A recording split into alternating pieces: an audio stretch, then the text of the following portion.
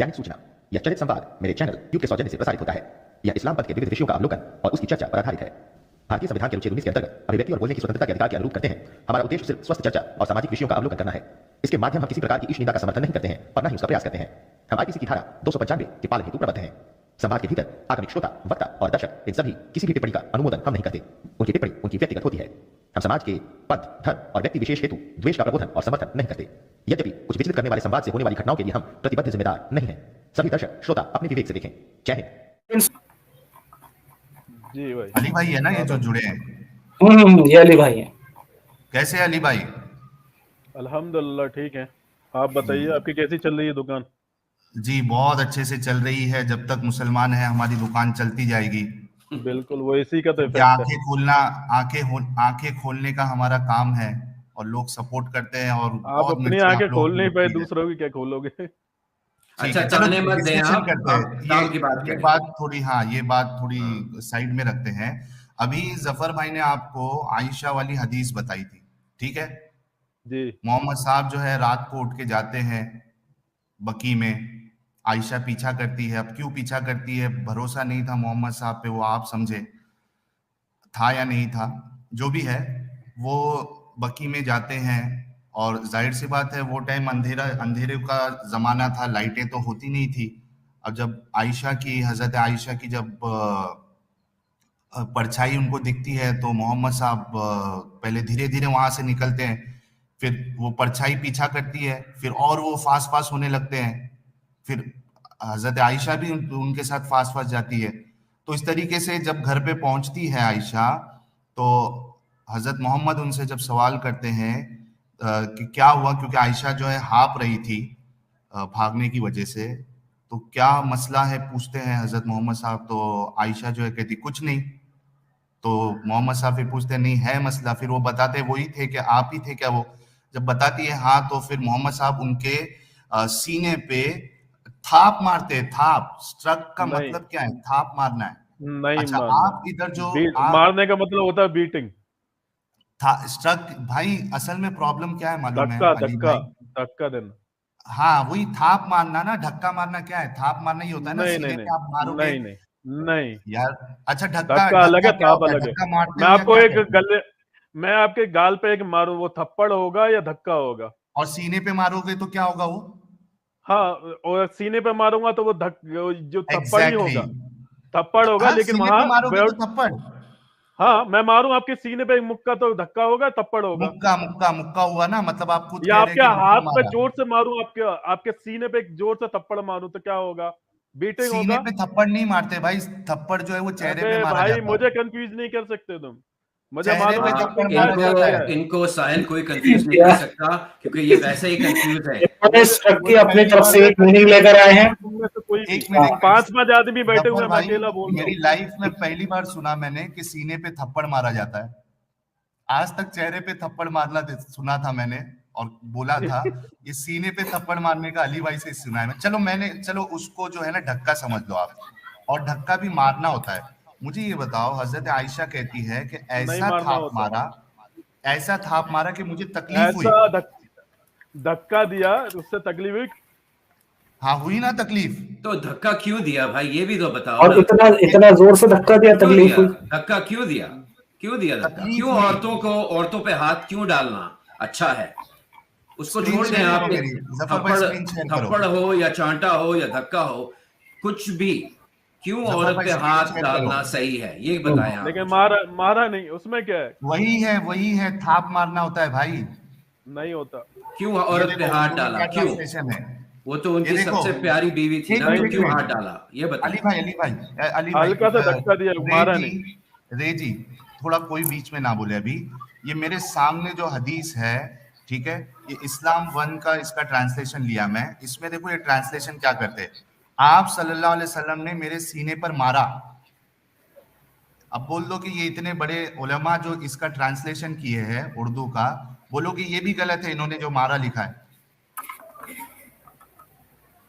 आप कब तक धोखे में रहोगे? धक्का देना है असल ट्रांसलेशन, जाके ना तो पढ़ लो। ये अच्छा।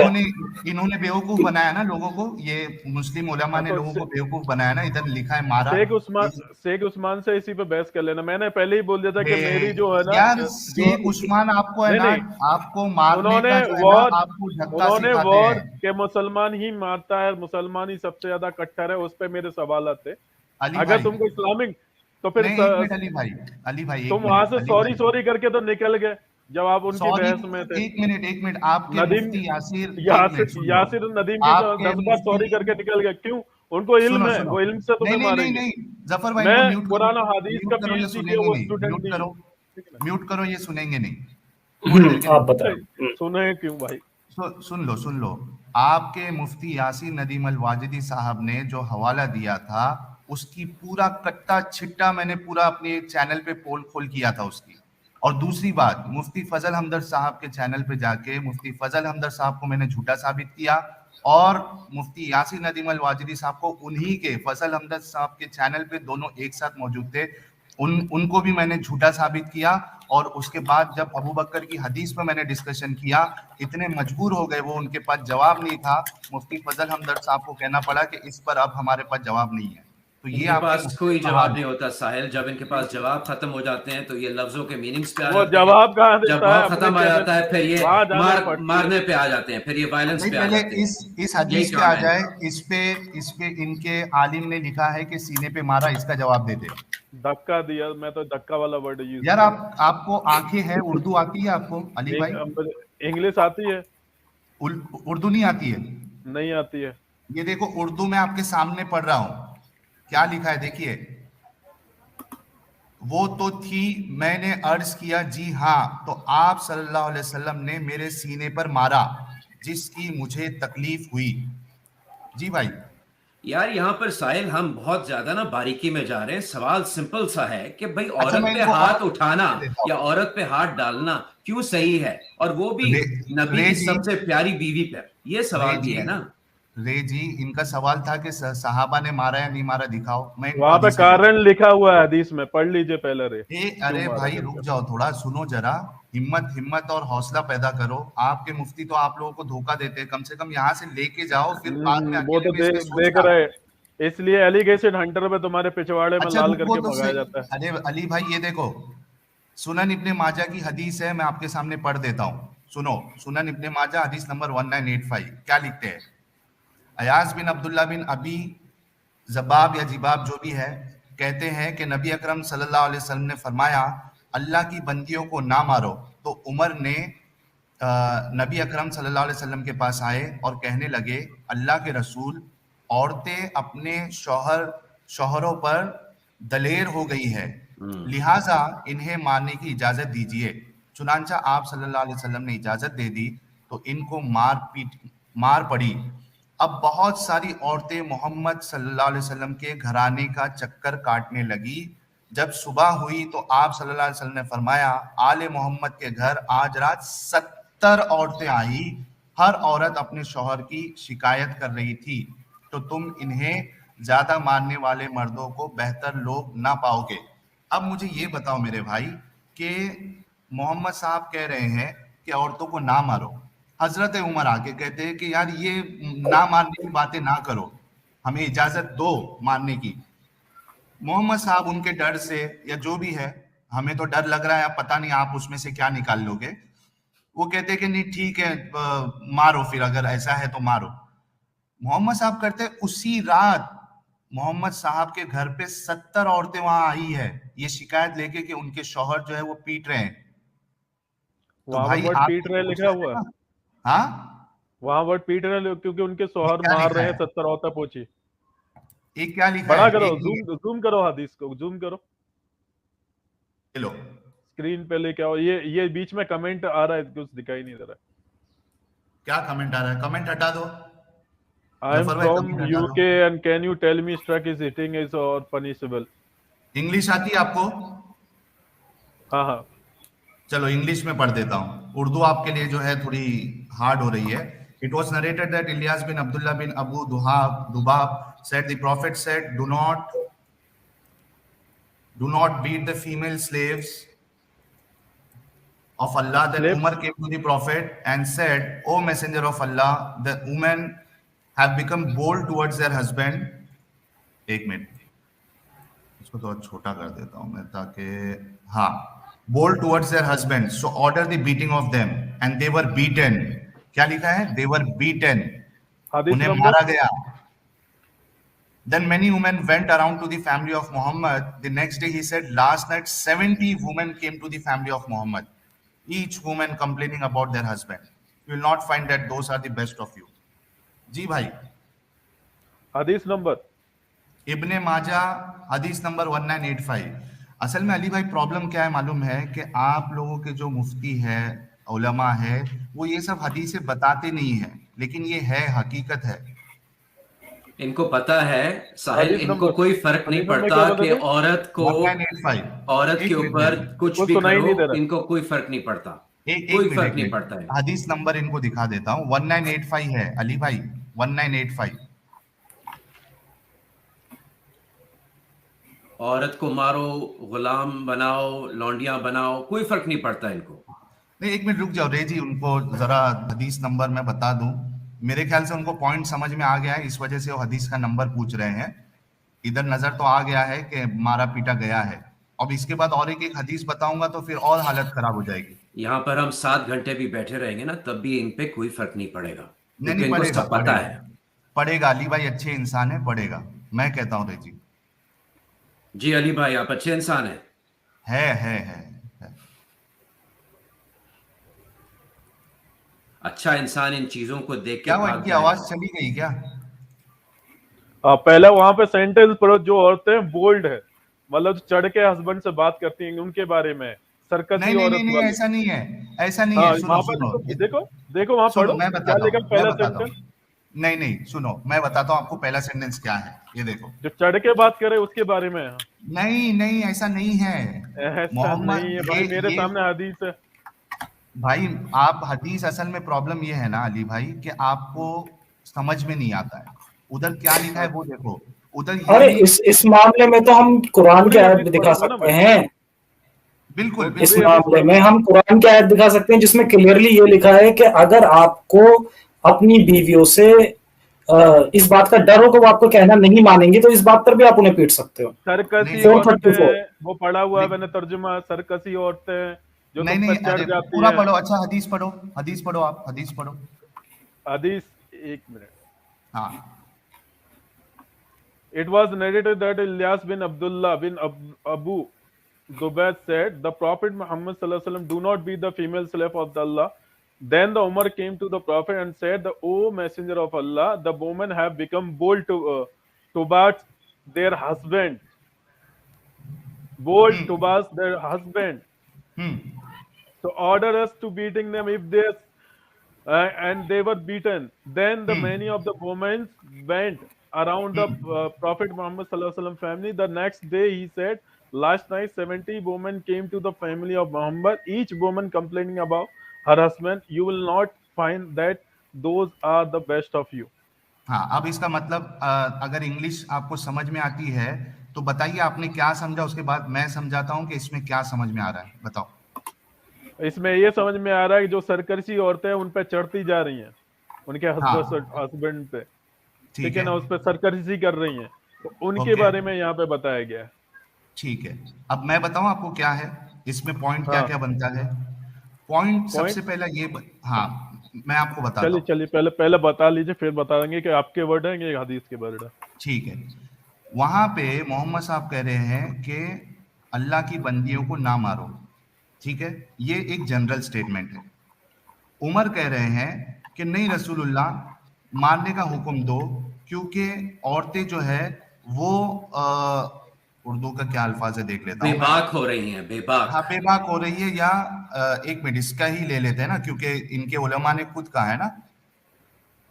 एक मिनट रुको. औरतें अपने शौहरों पर दलेर हो गई है. ठीक है. हजरत उमर ने एक रीजन बताया कि नहीं मारने दो, दलेर हो रही है. मोहम्मद साहब ने वहां मारने का हुक्म दिया जनरल, इन जनरल दिया. ये नहीं कहा है कि जो दलेर हो गई है सिर्फ उनको मारो. ठीक है. आगे अब ये वर्ड है तुम्हारा, और वो हाँ? भी साहिल यहाँ पर भी देखना गलत है ये। सरकसी और किसी हाँ, भी हाँ, मैं औरत वो को उस point किसी पे भी आ रहा औरत हूँ। को क्यों मार रहे हैं, किसी भी औरत को, और रे जी कौन मैं उस डिसाइड point पे करेगा? भी आ- जी रे, जी रे साहिल। जी मैं उस पॉइंट पे भी आ रहा हूँ। पहले जी ये साहिल। हदीस बता दो ना, फिर मैं वो क्वेश्चन भी रख रहा हूँ इनसे। हम्म। अब देखो कि वहां का उनका कल्चर कैसा था कि 70 औरतें कंप्लेंट करने आ रही है, मतलब वहां के मर्दों का जहनियत कैसी थी वो सोचो आप। ये 4 पॉइंट हो गया। 5वां पॉइंट, अगरचे वो औरतें दलेर हो रही थी तो इसका मतलब क्या है कि तुम मारोगे उनको। जी भाई, ये सब पॉइंट का जवाब दो अभी अली भाई। मैं अभी देता हूँ। अगर कोई औरत क्रिमिनल है, अगर पुलिस थाने में पीटी जाती है, सही है गलत है? गलत है, दलील दीजिए। गलत है। साहिल भाई को देने दीजिए, आप क्यों डिसाइड करने वाले हैं? मैं डिसाइड कर सकता हूँ ना, क्योंकि मैं सिविलाइज सोसाइटी में रहता हूँ और ये मैं औरतों दलेर औरतों पे एक मैं तशद्दुद नहीं करता। मैं हाँ इसकी हाँ, दो वो दो औरत तरीके आपको से 2 जवाब लगा देता के हूँ। चली जाएगी, फिर देखना हाँ थैंक यू ये- सो मच करके भेज देना, है ना? अली आप भाई औरतों से अगर आपने चांटा खाया होता ना तो आज आप यहाँ नहीं बैठे होते। एक मिनट रे जी, मैं इनका जवाब आपने देता खाए है हूँ। ना? अली भाई अली भाई अली भाई, हाँ आपको मालूम है कि क्रिमिनल को आप मतलब यहाँ पे जो औरतें दलेर होती है, यानी बोल्ड होती है, बेबाक होती है, आप उसकी तुलना जो है, उसका कंपैरिजन एक क्रिमिनल औरत के साथ कर रहे क्रिमिनल हैं। औरत के साथ में कर रहे हैं, एग्जैक्टली। ये सोच है ना आपकी, तो ये मुसलमानों की ये जो सोच है ना। सुन लो भाई। हाँ अभी सुनाओ। एक औरत है, दलेर का मतलब क्या है कि तुम पे चढ़ के मारने तक आ जाती है, जबान ऐसा किसने चलाती बोला है, आपको? माँ बाप के बारे किसने में बोला? गलत कहती है, तो बहुत सारे मीनिंग होते किसने हैं। बोला आपको? किस किसने बोला तो कि चढ़ दलेर, के आ जाती है आपके ऊपर, बोल्ड इसको का दलेर मतलब क्या कहते होता है हैं? पहले ये बताइए, बोल्ड का मतलब? बोल्ड साहिल मतलब आप बोल। उसको अगर नीचे झुकाओगे, उसको पागल बनाने की कोशिश करोगे तो वो आपकी बात नहीं सुनेगी। हाँ, तो वहां पे इसको कहते पागल हैं नहीं बनाया, बोल्ड। क्योंकि औरतों को खूब अली वो ऊपर रखा हुआ है अपनी अल्लाह के बात नबी ने, खुलकर ठीक है ना? रखेगी। अली उसके यार, हुकूक अली को एक सेकंड, साहिल एक सेकंड। अली यार, इंसान की तरह हम बात करते हैं, कुरान हदीस को छोड़ दो, इंसानियत की बात करो। देखो प्रॉब्लम ये है कि जब आप इतना वो दे देंगे ना, इतनी ढील दे देंगे, एक लफ्ज को यूज करेंगे बोल्ड, अब उसका मतलब कोई कुछ निकालता है, कोई कुछ निकालता है। मसला ये नहीं है कि वो क्रिमिनल है या वो क्या है, मसला ये है कि इनकी एक सोच देखो, बोल्ड भी जी, क्रिमिनल से क्रिमिनल में मैच कर आता रहे है। हैं। हदीस आते जो हैं है, उस पर। एक सेकंड अली, एक सेकंड, हदीस जो है वो मर्दों को ये राइट दे रहा है कि अगर औरत कुछ भी करे जो तुम्हें पसंद ना हो तो उसको मारो। ये कुछ भी नहीं, बोल्ड, वहां टेक्निकली, पे बोल्ड वर्ड है, तो बोल्ड। बोल्ड का मतलब कुछ भी हो सकता है, बोल्ड का मतलब कुछ अच्छा भी भी हो नहीं, सकता है। एक सेकंड कुछ कभी अली, भी बुरा नहीं नहीं अली होता है नहीं, बोल्ड। फॉर्च्यून रेजी फेवर्स बोल्ड द कभी बोल्ड। बुरा नहीं होता है। जी, रेजी बोल्ड कभी बुरा नहीं होता है। बोल्ड उसको कहते हैं कि अपनी बात खुलकर बहादुर। रखना। और उर्दू में भी लिखा हुआ है दलेर, यानी कि अगर औरत दलेर हो तो उसको मारो, क्योंकि औरत को डरा के, धमका के अपने घर में रखो। ये क्योंकि सिखाता है औरत, इस्लाम। ये चाहते हैं कि इस्लाम में औरत औरतें को कहा कम ना गया हो। है कि वो एक जानवर की तरह है, ठीक हाँ, है, वो उसे एक जानवर, जानवर की तरह फिर भी रखो। अल्लाह ने उसके पैरों के नीचे जन्नत रख दी। माँ फिर के भी नीचे अल्लाह के रसूल जन्नत है, सल्लल्लाहु अलैहि वसल्लम ने माँ के फरमाया कि माँ नहीं के नहीं, माँ पेट है अब के जो एक नीचे। सेकंड, जितना ज्यादा अब दुनिया अब ये बताइए, हाँ अब ये कॉन्ट्रडिक्शन क्यों है, अब आप हमें ये बताइए। अबे जफर सुधर जा। एक सेकंड, एक सेकंड, भाई आप सबसे तमीज पहले से तो बात तमीज से करें। बात, पहले तो तमीज से बात करें, खत्म हो गया। और इन्होंने दूसरी बात, जो आपको सवाल दिया जा रहा है उसका प्रॉपर जवाब दें। ऐसे अगर आप बीच जवाब में दे इस तरह दिया, से इंटरप्ट बोल्ड करेंगे ना, 36 औरतों इनको के म्यूट बारे करो। में। अली भाई को म्यूट करो। जफर भाई, आप खुद देख लो, आप कितने लोग देख रहे हैं हमें? हमें लगभग 281 लोग देख रहे हैं, 300 लोग हाँ, के आसपास अभी ये हम वीडियो इसमें देख रहे बाद हैं। में भी लोग देखेंगे। अब देखो बिल्कुल। कि अली भाई की सोच लोगों के सामने आ गई, जो इस्लाम दे रहा है, जिससे हमें हो प्रॉब्लम है। इस्लाम दे रहा है, इनको नीचे करो, बैक बहुत स्टेज करो, बढ़िया ये बात। सुनेंगे नहीं। 1 मिनट के लिए बैक स्टेज करो, मैं इसका कंक्लूजन बता दूं जरा। अली भाई की सोच देखो, जो इस्लाम दे रहा है और वो डिफेंड करने आ रहे हैं। ये खुद भी मुझे नहीं लगता अपनी बीवी को मारते होंगे बोल्ड होने पर भी, बल्कि खुद चाहेंगे कि इनकी बीवी बोल्ड रहे, ताकि इस जमाने के हिसाब से वो उसको कोई नीचा ना दिखाए। लेकिन आप सोचो इस्लाम क्या सोच दे रहा है और इनकी सोच कैसी हो रही है। ये एक मतलब इनके नजदीक एक औरत को बोल्ड नहीं होना चाहिए। बोल्ड होना कोई गलत बात नहीं है, दलेर होना कोई गलत बात नहीं है, बल्कि हर कोई चाहेगा कि उसकी बेटी, उसकी बहन, उसकी बीवी सब दलेर रहे, बोल्ड रहे, वो अपनी बात को रखे, दब के नहीं रहे। उनके हुकूक अगर मारे जाए तो उनको बोल्ड होना चाहिए अपने शौहरों के साथ कि मेरे ये हुकूक जो है वो पूरे नहीं हो रहे। मैं कहूंगा ऐसे किसी भी आदमी जो आपको धमकाए, डराए या आपको आपके ऊपर हाथ उठाए, उसके सामने आपने आवाज उठानी है, अच्छा, चाहे वो दूसरा कोई पॉइंट भी देखो मजहब का हो। रे जी, दूसरा पॉइंट देखो, इनके मौलवी इनको क्या लॉजिक देते हैं ये सब सही साबित करने के लिए, इसको कंपेयर कर रहे हैं ये क्रिमिनल के साथ। जी बिल्कुल। अफसोस है यार इनकी सोच पे। और ये जिनका नाम लिए ना, हैरिस सुल्तान के साथ डेनियल हकीकतचू, क्या नाम है, वो भी जैसे ये आज इस्लाम को एक्सपोज करके गए हैं ना, वो बंदा भी इस्लाम को एक्सपोज किया है, लेकिन इनकी समझ में आता नहीं है। वो इसलिए जिस नहीं दिन आता इनकी ना। समझ में आ जाए जी वो निकल जाएंगे।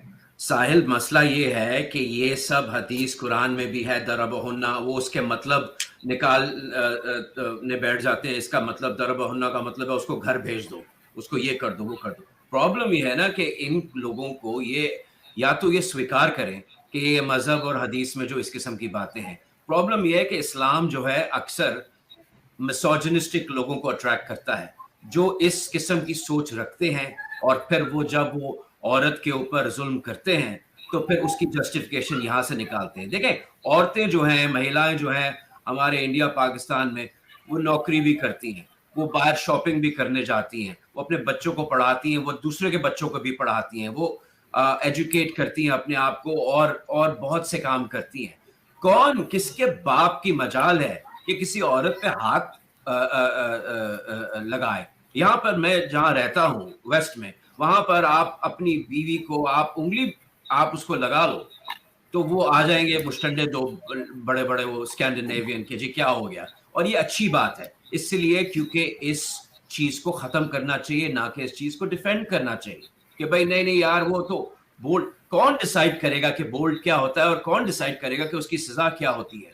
यही प्रॉब्लम है इस्लाम में। और बहुत अच्छी बात है अच्छा कि रे जी, जी रे जी आप खुद सोचिए, इनके उलमा, हाँ ये इनको तो अरबी भी नहीं आती है, नहीं इनके बड़े बड़े उलमा, आप सोचो कि हदीसों का ट्रांसलेशन करने वाला कितना बड़ा आलिम होगा वो उधर हदीस में लिख रहा है कि हजरत आयशा को मारा सीने पे, और ये कहते हैं कि नहीं मारा नहीं लिखा हुआ है। सोचो।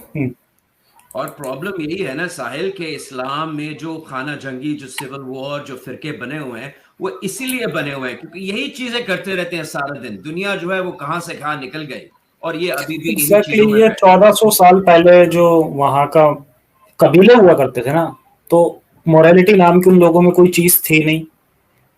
बस उन्हीं चीजों को आज के टाइम में भी फिट करने की कोशिश की जा रही है कि किसी तरह से फिट हो जाए। बाद वाली हदीस देखो, मैं एक बता दूं, फिर मैं असल में खाना खाने के लिए जा रहा था और ये अचानक से मैं बोला चलो देखते हैं क्या चालू है यूट्यूब पे, तो आप लोगों का डिस्कशन चालू था, मैं खाना छोड़कर क्या खा रहे हैं साहिल, क्या खा रहे हैं हमें भी बताएं। अभी बनाना पड़ेगा मुझे क्योंकि मैं लंच के लिए जा रहा था अभी, तो कोई है नहीं साथ में, अकेला रहना पड़ता है अभी। तो ये इस्लाम के चक्कर में देखो क्या क्या सजाएं झेलनी पड़ती है। अरे साहिल, हम हैं ना आपके साथ, आप हमें बताइएगा क्या आप अपने कम्युनिटी पेज पे खाने की तस्वीर डालें तो फिर हम भी एंजॉय करेंगे आपके साथ, ठीक है? बिल्कुल। अभी तो फिलहाल मैंने मूड बनाया था कि मैं मैगी खाऊंगा। अरे मैगी नूडल्स क्या बात है, यही तो चीज है जो सबसे बनानी आती है। यही तो बात है। अच्छा यार, साहिल मेरे से आलू अंडे की रेसिपी ले ले, जफर हेरिटिक की फेवरेट डिश है, तो आलू अंडे की रेसिपी ले ले मेरे से। जी, असल में मैं थोड़ा सा लेजी पर्सन हूँ रे जी, तो मैं सोचता हूँ कि ऐसी चीज बनाऊं जो बिल्कुल आसान हो और ज्यादा उसमें मेहनत ना लगे। हाँ, तो आलू अंडे क्या मुश्किल है, आलू उबालें, ठीक है, अच्छा, अंडे ये खाने उबालें, के मामले में है ये हाँ, चीज, तड़का लगाएं। हाँ। जी अच्छा, मैं एक हदीस बता देता हूँ और उसके बाद फिर मैं जाने वाला हूँ। एक मिनट को इसी में देखिए आप। अच्छा, यहाँ पर एक कमेंट भी है, जब तक आप वो हदीस देख रहे हैं, नूरी का, कि जफर जान अगर आप इसको हाईलाइट कर सकें, डोमेस्टिक वायलेंस के, इनकी मॉम जो थी वो डोमेस्टिक वायलेंस का शिकार थी। डोमेस्टिक वायलेंस एक बहुत बड़ी प्रॉब्लम है दुनिया में भाई बहनों, अमेरिका हो, ऑस्ट्रेलिया हो, यूरोप हो, इंडिया पाकिस्तान हो, मिडल ईस्ट हो, डोमेस्टिक वायलेंस एक बहुत बड़ी प्रॉब्लम है और इस्लाम इसको एंडोर्स करता है। अब अभी पाकिस्तान में एक लड़की, कंदील बलूच के भाई ने उसको कत्ल कर दिया और उसकी फैमिली ने उसके भाई को माफ कर दिया क्योंकि पाकिस्तान में कानून नाम की कोई चीज नहीं है। ये देख लें, डोमेस्टिक वायलेंस है, ये रोजाना होता है, डेवलप मुल्कों में भी होता है और इस्लाम इस चीज को और ज्यादा इनकरेज करता है। और ये लोग एग्जैक्टली इसमें प्रमोट किया जा रहा है, इसे बताओ। जी लानत अच्छा है जफर यार। भाई, जी साहिल, हाँ मैं ये हदीस बता दूं, मेरे कुछ पॉइंट्स रख दूं, फिर मैं जाता हूँ, चाहे तो अली भाई को लेके इस पे भी आंसर ले लो, और एक अलग सा पार्ट जो है ना अली भाई का डिस्कशन का, वो आप अपलोड कर देना। देखो दो चीज है जफर भाई, हाँ एक तो बिल्कुल। ये है कि अगर वाकई में एक सोचने वाला मुसलमान होगा तो उसके समझ में आ जाएगा कि ये चीजें आज की तारीख में फिट नहीं होती, और वो तारीख में भी इस तरीके से करना गलत था। दूसरा, अगर वो नहीं भी एक्सेप्ट करते हैं तो ये लेकिन हमारे लिए फायदा ये हो जाता है कि उन्होंने आके इस्लाम को एक्सपोज किया है, एक्सपोज किया, सारे एग्जैक्टली। मुसलमान जो देखेंगे उनके एटलीस्ट समझ में आ जाएगा कि ये चीजें गलत है, इसका कोई जवाब नहीं है, और मोमिनों का लॉजिक जो है वो बिल्कुल मिट्टी में मिल जाता है ना। तो ये एक हदीस देख के बताकर मैं मेरे पॉइंट्स तक कर चले जाता हूँ, फिर अगर अली भाई है तो आप उनसे डिस्कशन कर लो ताकि मेरा खाना भी हो जाए और ये हदीस भी आ जाए। देखिए सही बुखारी की हदीस है 525, ठीक है। इसमें है कि इक्रिमा ने और इन्हें रिफा ने कि इन्होंने अपनी बीवी को तलाक दे दी थी। बड़े गौर से सुनिए आप सभी लोग जो सुन रहे हैं, देख रहे हैं इस वीडियो को, कि रिफा करके एक सहाबी थे, इन्होंने अपनी बीवी को तलाक दे दी थी। फिर इनसे अब्दुर्रहमान बिन जुबैर कुरैजी ने निकाह कर लिया था, ठीक है, दूसरे शख्स ने निकाह किया। आयशा ने बयान किया कि वो खातून सब्ज ओढ़े हुई थी। इन्होंने आयशा से अपने शौहर की शिकायत की और अपने जिस्म पर सब्ज निशानात छोड़ के दिखाए। टूट के फिर जब अच्छा वो दूसरा जो बंदा था उसको इतना पीटा कि उसके स्किन पे मारने की वजह से उसका कलर चेंज हो गया। अब सब्ज मेरे ख्याल से शायद ब्लू कलर को ही बोलते हैं, स्टब्स कहते हैं ग्रीन को, ग्रीन हो गया, सोचो ग्रीन हो गया, ठीक है, यानी ब्रूजेस जब होते हैं साहिल। एग्जैक्टली तो इतनी पिटाई उसकी किया उसने, उसके दूसरे शौहर ने, ठीक है। अच्छा उसने आयशा को आके ये सब चीज बताई, ठीक है। जब रसूलुल्लाह तशरीफ ले आए तो जैसा कि आदत है इक्रिमा ने बयान किया कि औरतें आपस में एक दूसरे की मदद करती हैं। आयशा ने नबी करीम से कहा कि किसी ईमान वाली औरत का मैंने इससे ज्यादा बुरा हाल नहीं देखा। आयशा क्या कह रही है कि जिस तरीके से इस औरत को पीटा गया ऐसा मैंने और किसी के साथ नहीं देखा, ठीक है। इनका जिस्म इनके कपड़े से भी ज्यादा बुरा हो गया है। तो लोग समझ सकते हैं कि कैसा पिटाई उस औरत की हुई है। बयान किया कि इनके शौहर ने भी सुन लिया था कि इनकी बीवी नबी करीम के पास गई है, चुनांचा वो भी आ गए और इनके साथ इनके 2 बच्चे इनसे पहली बीवी के थे। इनकी बीवी ने कहा अल्लाह की कसम, मतलब वो शौहर भी आ गया जब उसको पता चला कि यहाँ पे मेरी शिकायत हो रही है, ठीक है। इनकी बीवी ने कहा अल्लाह की कसम मुझे इनसे कोई और शिकायत नहीं, अलबत्ता इनके साथ इससे ज्यादा और कुछ नहीं जिससे मेरा कुछ नहीं होता। इन्होंने अपने कपड़े का पल्लो पकड़कर इशारा किया, यानी इनके शौहर कमजोर है, यानी पल्लो का कपड़े पकड़कर इशारा किया, मतलब उस आदमी का इरेक्टाइल डिसफंक्शन था, यानी वो खड़ा ही नहीं होता था, जो प्राइवेट पार्ट है, ठीक है। उसको उस औरत को वो प्रॉब्लम था और हो सकता है कि वो शिकायत कर रही होगी, तो उसने पीट दिया उसको। अच्छा या रसूल अल्लाह, अच्छा इनके शौहर ने कहा, जब ये शिकायत की उसने तो वो जो शौहर है जिसने इसको पीटा था वो कहा कि या रसूल अल्लाह वल्लाह वो झूठ बोलती है, मैं तो इसको जिमा के वक्त चमड़े की तरह उधेड़ कर रख देता हूँ। इनकी लैंग्वेज देखिए जी, वो क्या बोल रहा है कि मैं चमड़े की तरह उधेड़ के रख देता हूं जब इसके साथ मैं सेक्स करता हूं, हम बिस्तरी करता हूं, ठीक है। मगर ये शरीर है, ये मुझे पसंद नहीं करती और रिफा के यहाँ दोबारा जाना चाहती है, यानी जो उसका पहला शौहर है वो कह रहा है कि उसको वो पसंद है और वो उसके पास जाना चाहती है, इसकी वजह से ये मुझ पर इल्जाम लगा रही है। नबी करीम ने इस पर फरमाया कि अगर ये बात है तो तुम्हारे लिए वो यानी रिफा इस वक्त तक हलाल नहीं होगा जब तक ये अब्दुर्रहमान यानी जो अभी के शौहर है उसके करंट शौहर तुम्हारा मजा ना चख ले। देख लें आप मोहम्मद साहब की लैंग्वेज देखिए आप जी। साहिल यहाँ पर मैं एक कमेंट करना चाहूंगा, चमड़े की तरह उधेड़ दिया, ये मुझे पसंद नहीं करती, ये साफ साफ भाई और बहनों साफ साफ ये मैरिटल रेप को एंडोर्स कर रहा है कि तुम्हारा मर्द तुम्हें चमड़े की तरह उधेड़ सकता है, तुम्हारी उसमें कोई मर्जी नहीं है। जी साहिल। जी, और मोहम्मद साहब के अल्फाज देखिए आप कि ये जब तक पहले शौहर के लिए हलाल नहीं होती, जब तक कि ये वाला शौहर जो है तुम्हारे मजा ना चख ले, तुमको टेस्ट ना कर ले। देखिए, अच्छा आगे बयान किया कि नबी करीम ने अब्दुल रहमान के साथ 2 बच्चे भी देखे, तो दरियाफ्त फरमाया क्या ये तुम्हारे बच्चे हैं? इन्होंने अर्ज किया जी हाँ। नबी करीम ने फरमाया अच्छा, इस वजह से तुम ये बातें सोचती हो? अल्लाह की कसम ये बच्चे इनसे इतनी ही मुशाबा है जितना कि कौवा कौवे से मुशाबा होता है। अब मुझे ये बताइए, इसमें मेरे पॉइंट सुन लीजिए सब लोग। एक तो ये कि सबसे बड़ा चीज जो वहां पे मोहम्मद साहब को एड्रेस करनी थी वो ये थी कि उसने इस तरीके से अपनी बीवी को क्यों पीटा। ये सबसे बड़ा पॉइंट था ना। ग्रीन हो गया, उसकी चमड़ी कैसे मारा होगा उसने, लेकिन मोहम्मद साहब का उस पर कोई यानी सजा नहीं दी। साहिल मारा नहीं था, धक्का दिया था सिर्फ। वो जफर भाई ने बोला ना चुम्मा दिया होगा ग्रीन कलर की लिपस्टिक लगा के, जुम्मा ग्रीन हो गया हो। अच्छा, दूसरी चीज आप देखो कि इतनी बड़ी चीज मोहम्मद साहब ने एड्रेस नहीं की, उस शौहर को सजा नहीं दिया। अगर आज की तारीख में कोई अपनी बीवी को इस तरीके से मारे और वो जाके पुलिस कंप्लेंट करे तो शौहर के ऊपर जो है वो केस बनेगा, बिल्कुल बनेगा। मैरिटल रेप पर भी आज के टाइम पर पूरे कानून बन चुके हैं और आज के टाइम पे ये कुछ भी नहीं है। अगर हम इन चीजों को उठा के देखें, शर्म आनी चाहिए हमें इन्हें पढ़ के, और फिर ये लोग इसे डिफेंड करने के लिए आते हैं। जफर भाई, दूसरा पॉइंट ये है कि अगर एक बीवी यानी आप शौहर और बीवी है, दोनों का नहीं जम रहा है, ठीक है, यानी एक आपकी शादी हुई और नहीं जम रहा था, जो भी रीजन था, तलाक हो गया, उसके बाद उसने दूसरी शादी की, ठीक है, उसके साथ भी उसका नहीं जम रहा है और उसको पहले शौहर के पास रिटर्न जाना है, तो मोहम्मद साहब कहते हैं, इस्लाम कहता है कि जब तक ये उसका मजा नहीं चख लेगा तब तक नहीं जा सकता। क्यों भाई, जबरदस्ती है ये आपकी। औरत का कोई अधिकार नहीं है साहिल कि वो ना करे। ना तो नबी ने ये पूछा कि क्या हुआ तुम्हारे साथ, ये क्यों ऐसे हुआ, ना नबी ने उस आदमी से ये पूछा तुमने ऐसे क्यों किया।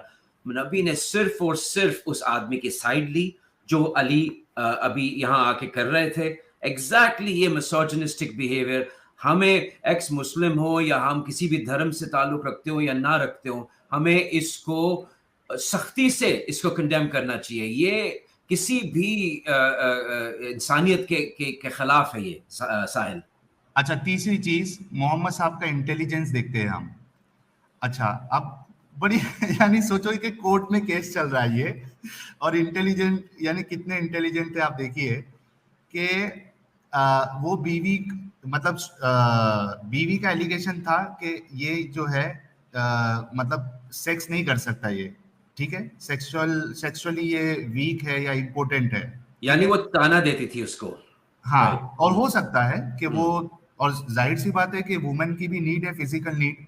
अगर कोई शौहर उसको सेटिस्फाई नहीं कर सकता तो फिर उसके पास ऑप्शन है ना कि वो जाए और अपने हिसाब से केस करे और फिर डिवोर्स ले, है ना भाई। हक होना चाहिए ना कि आदमी को प्रॉब्लम है तो फिर वो जिंदगी भर उसको झेलते ही रहे। है वो खुला ले सकती है, बिल्कुल ले सकती है। ठीक है। अच्छा, अब यहाँ देखो हमारे मोहम्मद साहब का इंटेलिजेंस देखो। उसने इल्जाम लगाया कि ये शौहर मुझे कुछ नहीं कर पाता है, ठीक है, ये जैसे पल्लो जैसा ढीला होता है वो इरेक्ट नहीं हो सकता, इसका सामान भी इरेक्ट नहीं होता है, ठीक है। अच्छा, दूसरी चीज कि उस शौहर ने इसको काउंटर इस तरीके से किया कि ये झूठ बोलती है, मैं जब इसके साथ सेक्सुअल इंटीमेसी पे जाता हूँ, सेक्स करता हूँ, तो मैं इसको चमड़े की तरह उधेड़ देता हूँ, उसका कहना ये था, ठीक है। अब दोनों एक दूसरे पे इल्जाम लगा रहे हैं। अब मोहम्मद साहब का इसको हल करने का तरीका देखिए कि वो उसके जो पहली बीवी से बच्चे हैं उसकी तरफ देखते हैं, ठीक है, और उन बच्चों की शक्ल उसके शौहर से यानी इस शख्स से मैच होती है। तो मोहम्मद साहब ये यहाँ पे यानी ये चीज समझते हैं कि चूंकि इसके बच्चे जो है इससे मैच हो रहे हैं, ये इसी के बच्चे हैं, और जब ये पहली बीवी के साथ बच्चे पैदा कर सकता है तो जाहिर सी बात है कि ये बीवी के साथ भी सेक्स कर सकता है। आप लोग कितने मुत्तफिक है इससे? क्या प्रॉब्लम नहीं, अब यहाँ पर देखो, यहाँ पर ये भी हो सकता है, क्योंकि जो ईडी होता है ना, जो इरेक्टाइल जो डिसफंक्शन होता है, वो ऐसा नहीं है कि वो अगर होगा तो बचपन से ही होगा। हो सकता है कि उसकी शादी, दूसरी शादी होने के बाद में हो गया हो, उसका पहला बच्चा होने के बाद। एग्जैक्टली। और साहिल ये भी तो देखे ना आपके, ये भी सब मर्दों ने ही लिखे हैं ना। अब बुखारी जो था वो बुखारा का रहने वाला था, जो भी उसका नाम था, बुखारी, इमाम बुखारी, ये सब मर्दों ने लिखे हैं ना। तो मर्दों ने लिखे हैं, मर्दों, खुदा भी मर्द, नबी भी मर्द, हदीस लिखने वाले भी मर्द, खलीफा भी मर्द। इस्लाम में तो हुक्मरान जो है वो भी इस्लामी स्टेट का वो है, मर्द ही होगा, औरत नहीं हो सकती। तो ये सब मर्दों की लिखी हुई बातें, तो इसमें औरत का कोई अमल दखल नहीं है। इसमें कोई एक में एक छोटा सा पॉइंट जो अभी मुझे, एक और हदीस है इससे मिलती जुलती, ये जो इसने मोहम्मद ने बात की ना कि तुम्हारे बच्चे तो ऐसे जैसे कव्वे की तरह मिलते हैं।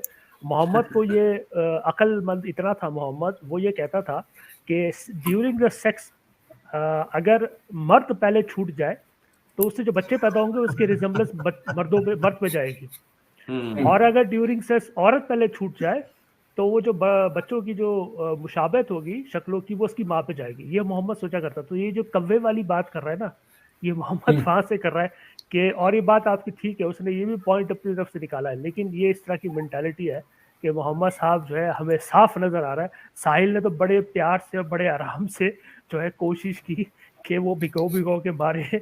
मेरा ख्याल है अली को समझ में आ गया होगा, लेकिन इससे ज्यादा घटिया चीज अगर आप, यार आजकल के दौर में कोई आप इसको कोर्ट में ले जाओ, वो आपको इतने थप्पड़ मारेंगे, इतने जूते मारेंगे, छित्तर मारेंगे, आपकी ऐसी चित्रौल करेंगे, अबे तू पागल हो गया, तू इंसान का बच्चा बन, तू औरतों के लैंग्वेज देखो यार। ये मोहम्मद जिसको कहते हैं अल्लाह का आखिरी नबी था, लैंग्वेज जरा मुलायजा हो कि वो किस तरह की बातें कर रहा है।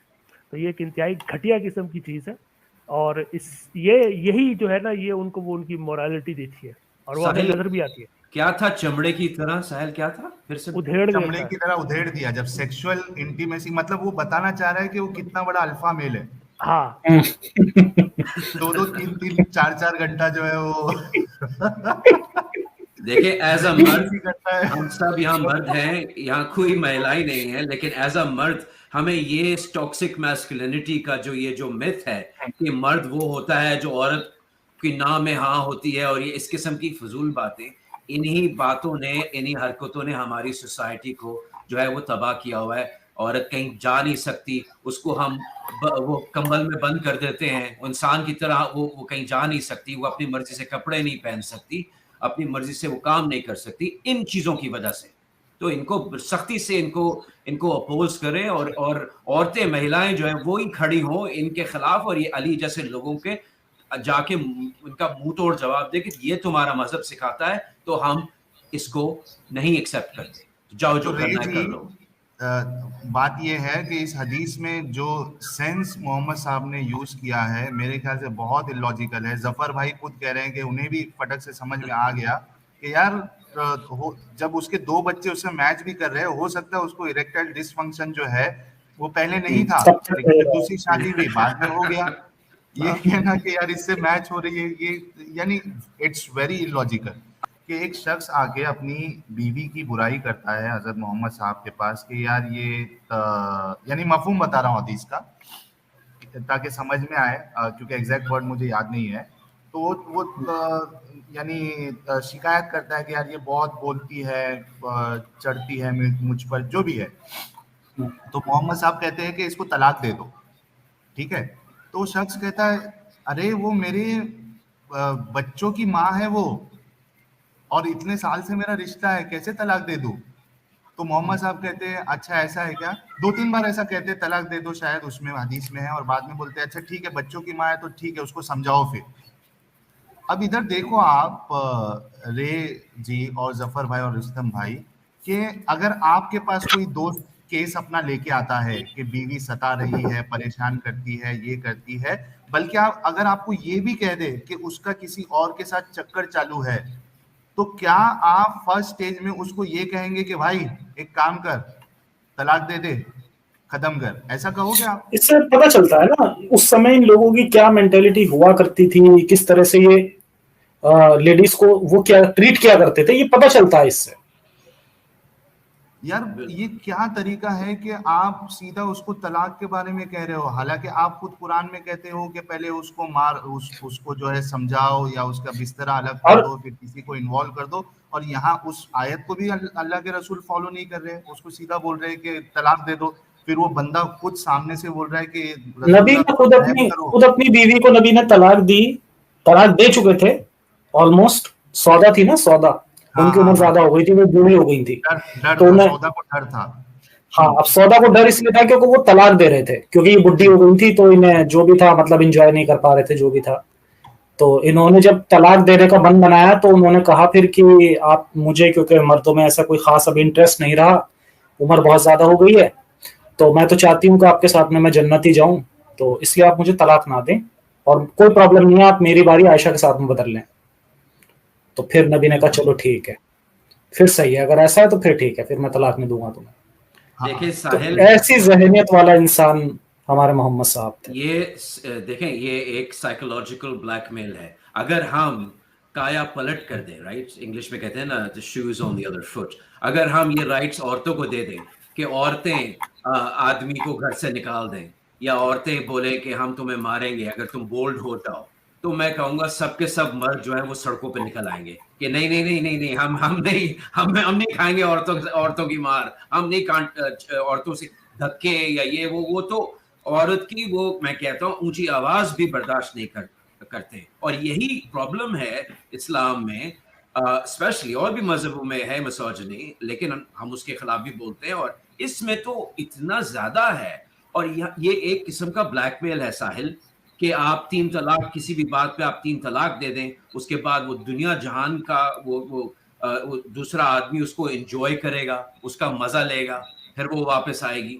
ये क्या सोच है यार, ये एक ब्लैकमेल है। उसको घर से बाहर निकाल दो, उसको ये कर दो, उसको वो कर दो, उसको मारो हल्के से या जोर से मारो, ये सब ओपन टू इंटरप्रिटेशन है। और जब कोई भी चीज ओपन टू इंटरप्रिटेशन होती है, जैसे साहिल ने दिखाया, तो उसका कोई भी गलत फायदा उठा सकता है।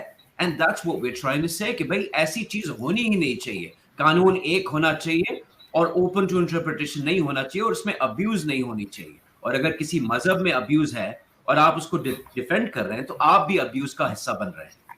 और दूसरी बात यह कि ये मजहब तो बकौल मोहम्मद के आखिरी मजहब है जो कयामत तक के लिए है। तो ये अजीब मजहब है, तो कुछ 100 सालों बाद ही इसके अंदर जो है ऐसी खराबियां पकड़ी गई कि वो आज ही फेल हो गया है। तो ये तो मोहम्मद साहब फरमाते थे मैं तो पूरे ज़मानों के लिए नबी बनकर आया हूँ। तो ये साफ जाहिर करता है कि कोई इलाही मजहब नहीं थे, झूठ है। जैसे हम सब बात करें, बिल्कुल झूठ है।